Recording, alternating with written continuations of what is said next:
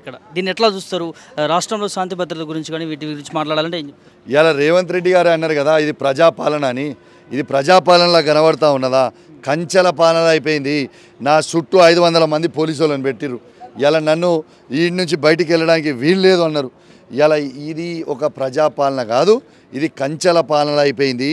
ఈ ఖచ్చితంగా ఈ ఎమ్మెల్యేలు ఎవరైతే ఉన్న హైకోర్టు తీర్పు రాగానే గజ గజ గజ గజ వణుకుతున్న ఎమ్మెల్యేలు ఖచ్చితంగా అక్కడ మొత్తము వీళ్ళందరూ కూడా మాజీలు కాక తప్పదు, ఆడ వీళ్ళ పదవి ఒక తప్పదు.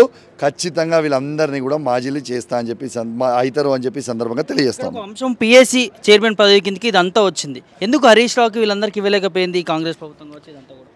అరే వాళ్ళకి హరీష్ రావు అంటే గజ గజ వణుకుతురా, వాళ్ళు లాగులు తడుస్తున్నాయి. నేనేం చేయాలి?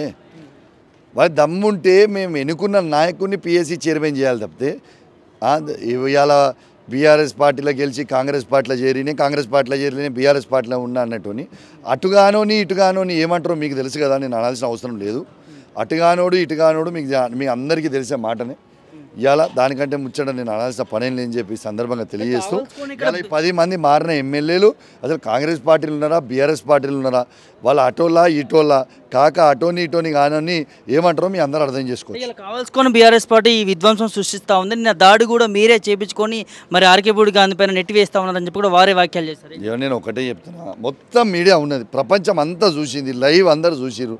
నేను ఆయన ఇంటికి పోయినా, ఆయన నా ఇంటికి వచ్చిండా, నా ఇంటికి వచ్చి దాడి చేసి నన్ను హత్య చేసే ప్రయత్నం చేసిన ఆయననా నేనా అనేది ప్రపంచం మొత్తం చూసిర్రు. గాంధీ గారు వాడిన భాష ప్రపంచం మొత్తం చూసిర్రు. ఖచ్చితంగా నేను చెప్తా ఉన్నా, వాళ్ళు మాట్లాడిన ప్రతి మాట మొత్తము తెలంగాణ ప్రజలు మొత్తం కూడా గమనించాలి.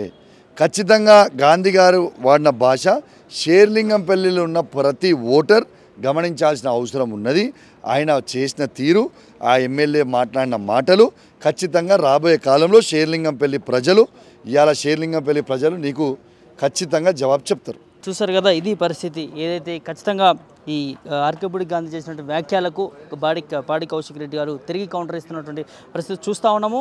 మరి ఈ విధంగా దాడి చేయడం కరెక్ట్ కాదు. ప్రజాపాలనని ఒకవైపు చెప్తారు, మరి చేసే పాలన ఒకసారి ఆలోచన చేయాలని చెప్పి కూడా ఎమ్మెల్యే పాడి కౌశిక్ రెడ్డి చెప్తున్నటువంటి పరిస్థితి చూస్తూ ఉన్నాం.